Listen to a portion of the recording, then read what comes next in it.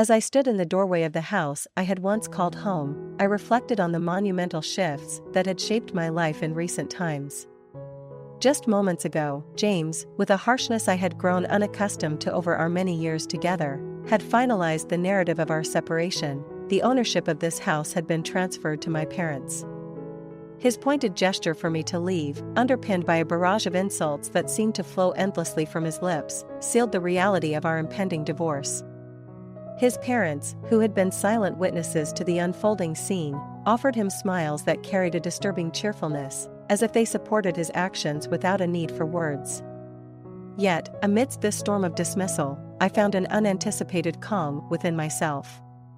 There was no room for anger or sorrow in my response. Instead, I nodded quietly, accepting the inevitability of my departure. I had foreseen the possibility of this day, and my luggage, prepared beforehand, was a testament to my readiness. With my belongings in hand, I walked out of the house without a backward glance. The gravity of their actions and the future that awaited them remained, I suspected, largely unrealized by James and his parents. My name is Sally, and having just celebrated my 50th birthday, I find myself recounting the vast and varied experiences of my life. It's been decades since James and I exchanged our vows, and since then, our children have grown and crafted lives of their own, far from the nest we once nurtured. For years, I led a life typical of a salaried worker, but a recent turn of events, introduced by a friend, has led me to embrace a new career as a teacher of handmade accessories, a hobby I've always cherished. This new role has brought a significant transformation in my life, making each day enriching. Engaging with my students, sharing our collective joy in crafting, these moments have filled my days with purpose and happiness. Turning a hobby into a livelihood might invite skepticism from some quarters, but for me, the fulfillment it brings is undeniable. My life now is starkly different from the days when James and I first met. We were colleagues then, introduced during work-related social gatherings. Our relationship evolved naturally, our connection deepening over time, leading us to marriage out of a profound love for one another. Our union was blessed with a son who grew to be both intelligent and energetic, eventually graduating from a prestigious university and securing a position at a leading company. Watching him thrive with his own family has been our greatest joy. Yet, as our son's life flourished, the bond between James and I frayed. Over time, the gentle and considerate man I had married became a distant memory. His demands grew more frequent and demeaning, treating me more like a servant than his partner. The decision to leave was not made lightly, but as I stepped out of that house, a sense of liberation began to take hold. Whatever lay ahead, I was ready to face it with a spirit renewed by freedom and the support of my newfound passion and community. As I stepped outside into the crisp air that day, my mind churned with the reality of what my life had become. The complaints and shifting demands from James had become a daily torment. The tomato soup is too strong, he would complain one day, only to bemoan its lack of flavor the next after I adjusted the recipe. Even when I served miso soup with a consistent taste over several days, he found reasons to criticize it, too strong one day, too light the next. It became clear to me that James was not really troubled by the taste at all. He seemed to derive some perverse satisfaction from the act of complaining, from seeing me adjust and readjust to his whims. His behavior grew increasingly childish and difficult to comprehend. With each passing day, his temper seemed to shorten, and the trivialities that sparked his anger multiplied. Verbal abuse became a more frequent part of my daily life. I found myself dreaming of an escape, yearning to break free from this cycle of negativity and start anew. I often pondered what had driven such a change in James, but no clear answers emerged. Despite my growing desire to leave, a hefty mortgage tied me to our current life. The house, which had recently undergone a complete rebuild funded entirely by my efforts, represented more than just a physical structure. It was a manifestation of my hopes and dedication, constructed with meticulous care down to the last detail. The financial responsibility of the house was a burden I bore alone. After James abruptly quit his job for reasons he did not disclose, he spent his days idling around the home, contributing nothing to our daily chores. Every evening, I returned from work to find the aftermath of his lethargy, snack wrappers and empty bottles strewn about, a stark contrast to the order I endeavored to maintain. It was on my salary that our household depended, and I was determined not to let my hard work go to waste. This house, particularly the kitchen, was my pride. I had insisted on a spacious layout that made cooking a pleasure rather than a chore. Although James initially had many suggestions for the design, I made it clear that since I was financing the construction, my preferences should prevail. Reluctantly, he ceased his input, and gradually, the house took shape, facing numerous hurdles but ultimately embodying our shared dream, albeit with some compromises due to budget constraints. Living in this house, built with such care and filled with personal sacrifices, I felt a profound connection to every corner of it. It was a symbol of what I had achieved and a sanctuary I was not ready to relinquish, not even to James, whose presence had become so alienating. This was the home I had envisioned and created. It was built not just of bricks and mortar, but of my very dreams and aspirations. As I closed the door behind me that day, I knew that no matter what the future held, this place would always be a part of who I am. As I watched James usher his parents through our newly constructed home, a mix of emotions churned inside me. The cost of the construction had indeed exceeded our initial estimates, plunging us into a larger financial commitment than we had ever anticipated. The strain of this substantial loan in our 50s was considerable, yet the joy and potential of our new home had initially given us the strength to press on. However, James sulking over the house design, his desires and opinions largely overlooked, had soured his mood considerably. "This isn't necessary. It's like throwing money down the drain," he had complained repeatedly. I had chosen to ignore these grumblings, focusing instead on the fulfillment of my own vision for our home. James' response to feeling sidelined was both passive-aggressive and overtly disruptive. He began to leave trash around, disorganize the very spaces I had meticulously planned and enjoyed maintaining. It seemed his way of asserting some control, expressing his dissatisfaction through these petty acts. I often found myself wondering when this chapter of our life, this daily battleground, would come to an end. The unexpected visit from my in-laws, Harold and Alice, came on an ordinary day, unannounced, adding another layer of complexity to my already troubled thoughts. I wasn't particularly close to them. They had always viewed me as someone of a lesser social status, and their cold demeanor hadn't warmed much over the years. Their presence in our home now was a surprise, especially given the sparse communication we had maintained. I greeted Harold and Alice politely, though the tension was palpable. They seemed to intentionally ignore me, brushing past with hardly an acknowledgement, their focus solely on the home around them. "Amazing house, isn't it? You should take a look around, room by room. It's indeed a wonderful home. I'm envious that you can live in such a place," they commented as they explored, especially praising the spacious kitchen. "Yeah, impressive," they added, clearly taken with the environment I had largely created. James, perhaps eager to shift the dynamic in his favor, took on the role of the proud homeowner, passionately showcasing the house. He led them from room to room, pointing out features and designs that were, ironically, more reflective of my choices than his. As they returned from their tour, their compliments flowed freely, and James basked in the approval that had earlier eluded him from our interactions. As I observed this scene unfold, I felt an odd dissonance. Here was a house that was as much a symbol of my aspirations as it was a bone of contention between James and me. Watching him receive accolades for a space he had initially resisted gave me a bittersweet sense of vindication. The house stood, not just as a structure of walls and roofs, but as a testament to enduring through challenges, both structural and relational. As the in-laws continued their tour, laughing and chatting with James, I remained a somewhat spectral figure in my own home, contemplating the complexities of personal relationships and the spaces we share. Watching the expressions of pleasure play across the in-laws' faces, I felt a stark contrast within the walls of my own home. They seemed thoroughly pleased with the house, a sentiment echoed by their continuous praises and approving nods. Yet, James's mood was far from celebratory. His stern expression broke only to bark orders at me, his voice sharp with irritation. "What are you doing? Hurry up and prepare some tea and snacks, my parents are waiting." His command sent me scurrying to the kitchen, flustered and striving to make the best of what I had on hand for their unexpected visit.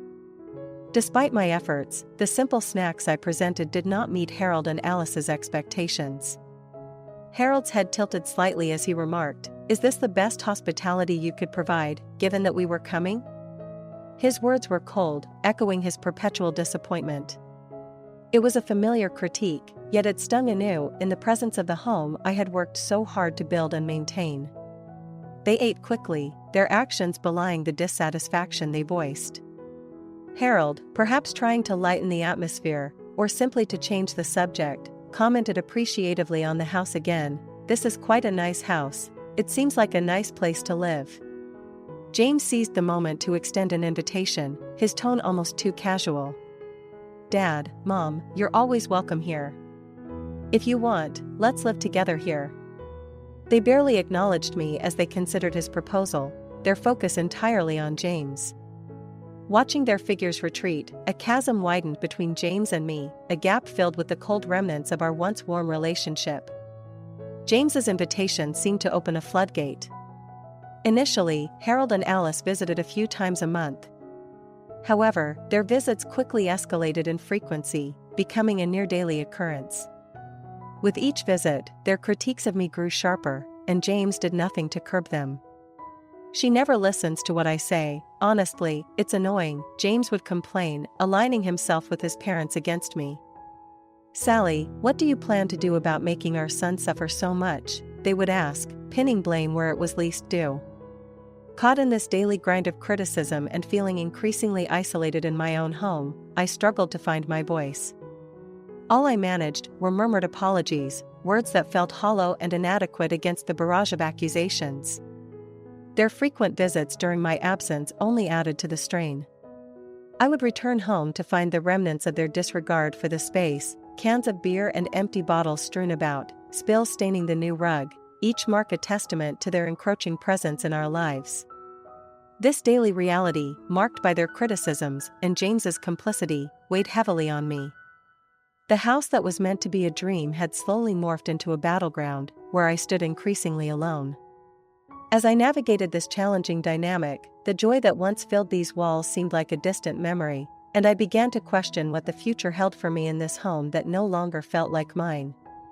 Despite the pristine condition I had maintained in our new home, the scent of alcohol had begun to permeate the air, a constant reminder of James's, and now increasingly his parents' disregard for our space. "It's a new house, but it smells like alcohol, and it's dirty. I don't want any more damage," I found myself protesting one evening, my patience fraying. James's response was swift and dismissive. "You always complain, despite not being of any help. You're too cheeky. Your job is just to make money and to strictly follow what I say. Don't you understand that?"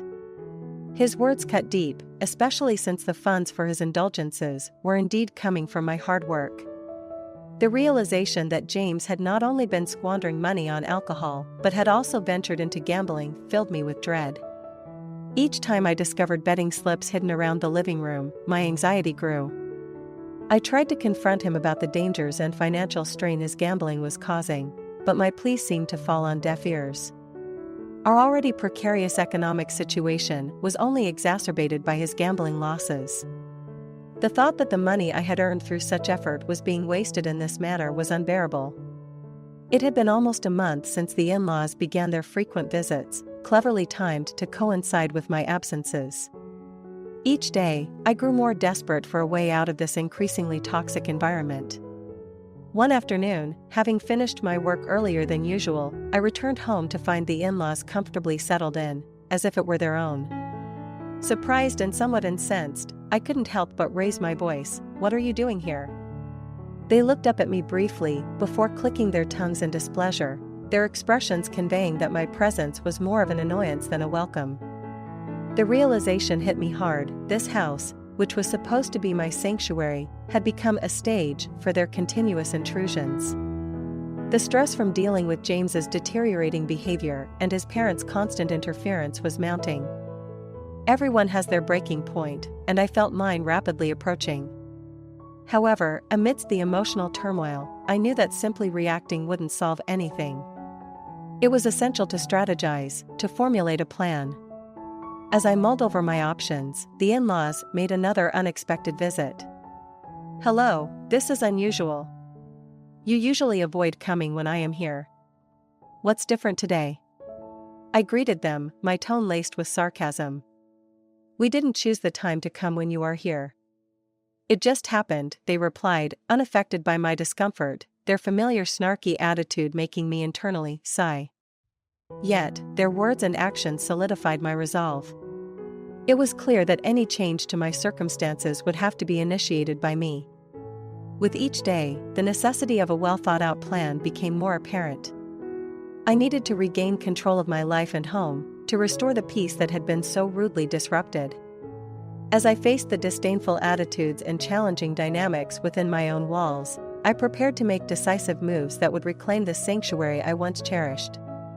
As I entered the living room, the sight of James greeting his parents with a smile, oblivious or indifferent to my dismay, was deeply unsettling. He led them enthusiastically to the kitchen, where Alice immediately began examining the latest kitchen gadgets and appliances. "New things are really better. With a kitchen like this, cooking will be more enjoyable," she remarked with a gleam in her eye, as if envisioning herself using them. Harold chimed in, "Yeah, the food prepared here would surely taste special." Their conversation flowed smoothly as they moved from the kitchen to their next destination, the bathroom. "Well, let's head to the bathroom next," Harold declared, leading the way. I followed them, a silent observer, to their almost invasive inspection of my home. The way they scrutinized every detail made me feel like they were appraising the house for their own use, their satisfied expressions upon leaving only deepening my suspicions. "What were you inspecting? Is there something you should tell me?" I asked once we were alone, but James brushed off my concerns. "I told you not to worry." "It's none of your business," he retorted, his dismissive tone hinting at something concealed, something he wasn't ready to share. The situation was slipping from my grasp, and all I could do was watch and wait, hoping to understand their true intentions. This feeling of uncertainty was compounded when I came home early from work one day to find a large moving truck parked outside our house. The logo identified it as belonging to Moving Center, a well-known company. James was conversing with the driver and representatives, but quickly avoided my gaze and went inside.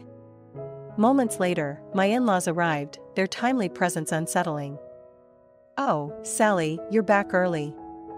Come on in," Harold greeted, a sense of urgency in his voice that suggested they were on a mission.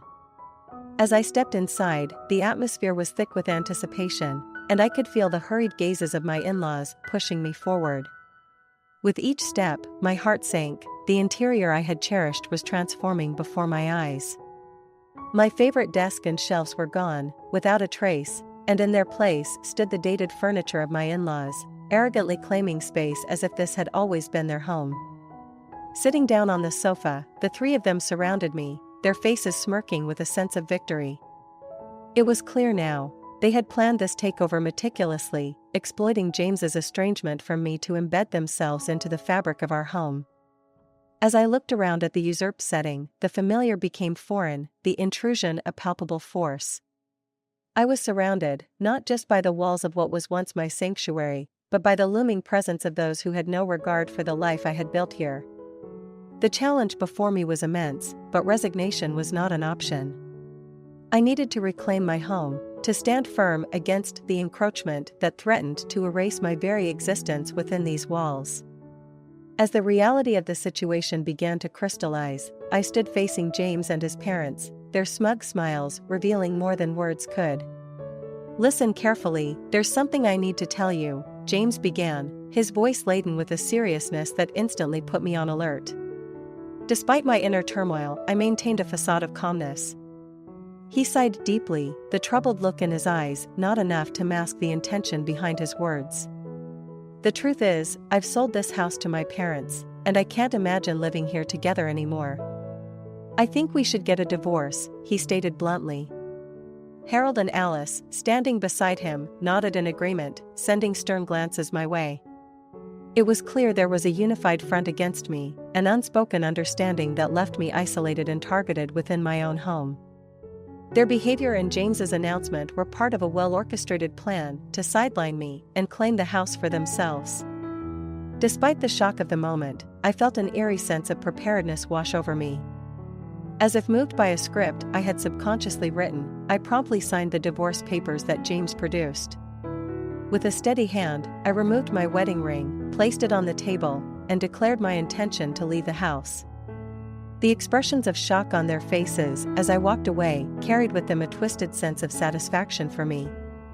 It confirmed that I had seen through their plan and had preemptively taken steps to protect myself. The decision to install surveillance cameras around the house had come from a growing suspicion of their intentions, a suspicion that had only intensified with each secretive visit and whispered conversation. The cameras, discreetly placed and synced to my smartphone, allowed me to monitor the house even when I was away, providing me with the evidence I needed to understand the depth of their deceit. One day, after setting up the cameras, I checked the live feed during a break at work. The footage revealed nothing unusual at first, just mundane daily conversations. But the audio told a different story, one that deeply wounded me. "I can't believe my son is going through such hardships. She really lacks a sense of gratitude.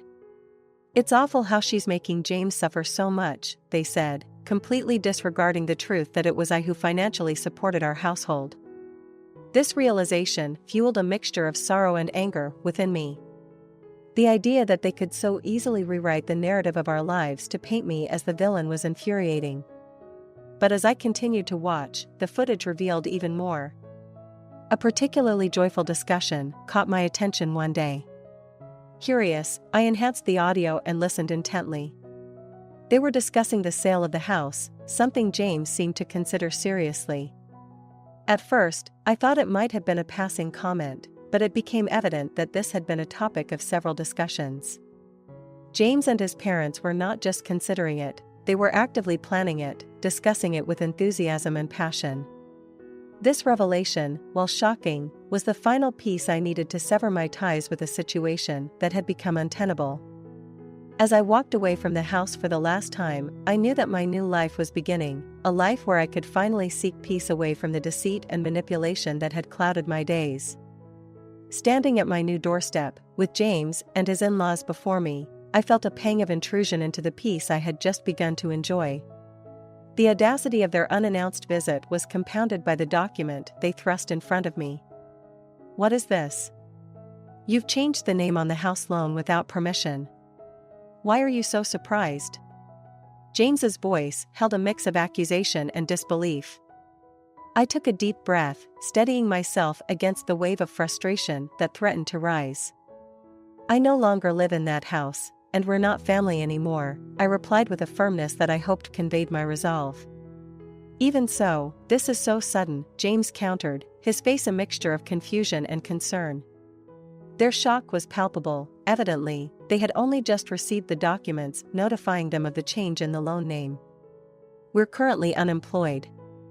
How are we supposed to pay such a high monthly loan? Besides, it's unthinkable to cover this amount," James argued, his voice laced with desperation. Their financial instability was not my concern anymore. My decision to transfer the mortgage responsibilities was a calculated move, informed by their actions and my observations through the surveillance footage. I had watched them plan a life in the home I had built, discussing modifications to suit their needs without considering my presence or financial burden. It was only fair they now handle the responsibilities that came with homeownership. "I understand your concerns, but you must also understand my position." The monthly mortgage payment of $1,900 was a significant part of the salary I earned from working hard every day. "If you are planning to make that house your home, it is only right that you also take on the financial responsibilities that come with it," I explained, trying to maintain a composed demeanor despite the tumultuous emotions inside. James and his in-laws seemed at a loss for words, unprepared for the financial reality of their decisions. They had evidently expected to continue enjoying the benefits of the house without any of the burdens. "Look, I have made my decision. It's done. You need to figure out your next steps," I continued, a bit more forcefully. The need to disentangle myself completely from the situation was clear. My new life required boundaries that I was now setting firmly. As they absorbed the impact of my words, I realized this confrontation might only be the beginning of further challenges. However, I was resolved not to falter.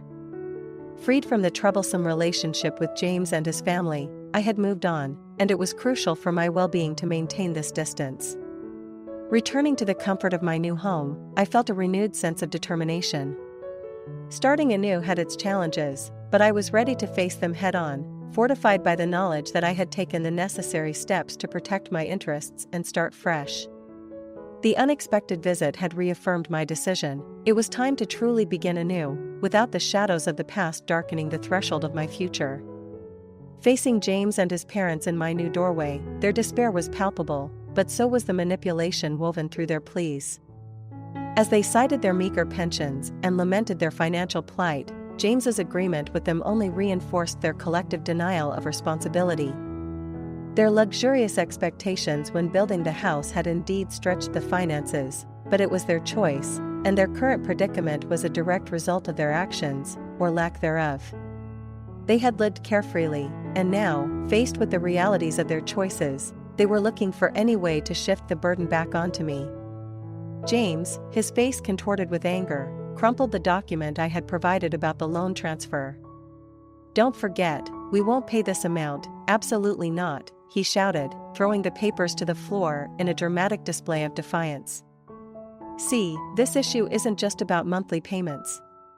If you default, interest and late fees will be added to the amount, and the final payment can end up being much higher than the initial amount. That's how loans work," I explained calmly, despite the rising tension.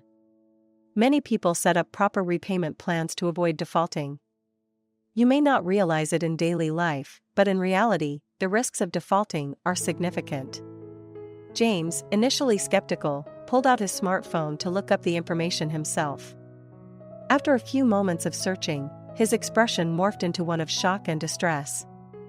Alice, peering over his shoulder, mirrored his astonishment. "If this amount is true, what should we do?" she murmured, her voice laced with panic. "That's why it's crucial to get accurate information from the beginning and plan the repayments accordingly," I continued. "This issue is more serious than you anticipated." Their faces grew even paler as the gravity of the situation sank in. Alice spoke up, her voice shaking. "We can't come up with such a large amount of money instantly. However, there should be some savings or asset allocation between you two, right?" "Honestly, there are no savings or assets. James has no stable income and he's burdened with a substantial debt from gambling. There's no property for us to divide between us as a couple," James admitted, the defeat evident in his voice. I sighed, realizing the full extent of their unpreparedness. "Therefore, I recommend looking for new employment for a fresh start." "Discussing for hours here won't change the facts," I said, trying to instill some sense of responsibility in them. After all the years we'd spent together, James's plea was almost plaintive. "Why is this happening? I wish you'd understand our position a bit more." "Really? Have you forgotten how much effort we have put in for you so far?" I countered, reflecting on the years of support and sacrifice that had seemingly gone unnoticed. Their struggles, while unfortunate, were no longer mine to bear. As I stood in my new home, the distance between my past life and my present, one filled with self-respect and boundaries, had never been clearer. I needed to maintain this separation, not out of malice, but for my own well-being and future. As I stood in the quiet of my new home, the echo of the tumultuous scene earlier that day lingered in my mind. The desperate attempts of James, Harold, and Alice to mend what had been irrevocably broken had reached a fever pitch, their voices loud and insistent through the door. Their claims of past support, which I could not recall ever receiving, seemed nothing more than last-ditch pleas. However, my decision was made. The distance between us had grown too vast, and their voices now sounded like those of strangers. In an effort to regain peace, I had called the police, and watching the authorities escort them away, I felt a strange detachment from the entire situation. The reality of their financial situation soon came to light. They simply could not afford the house mortgage. With no other options, they relocated to a more affordable apartment on the outskirts of town. It was there that James, along with Harold and Alice, began the arduous process of rebuilding their lives, attending job interviews and finally, James securing a part-time job. Rumors filtered back to me through local gossip about his efforts to support his family, but they no longer caused me any emotional distress. Meanwhile, my life had taken a distinctly positive turn. I immersed myself in my work and my newfound passion, writing a blog about handmade crafts. To my surprise, the blog quickly gained a significant following, and my income began to steadily increase, eventually doubling. Requests for me to lead workshops and courses on crafting began to pour in, filling my days with activities that brought me genuine joy and fulfillment. The idea of remarriage or rekindling old relationships was far from my mind. I had found a new path, one that I walked alone but not lonely, enriched by my crafts and the community I was building around them. One day, while sorting through some old boxes, I came across an old household account book from the early days of my marriage to James. It was a reminder of the financially stringent times we had faced, where every penny spent was meticulously recorded. Flipping through the pages, I was transported back to those challenging days, but with the perspective of time, they seemed distant and detached from the life I now led. With a gentle sigh, I closed the account book, a symbolic gesture of closing that chapter of my life. I placed it back on the shelf, not with sadness, but with a firm resolve. It was a part of my history, yes, but it would no longer dictate my happiness or my future. I was building a new life, one crafted by my hands and shaped by my decisions, a life of newfound independence and contentment. As I turned away from the shelf, a sense of peace settled over me. The past was behind me, and ahead lay only possibilities and the promise of new creations, both in crafts and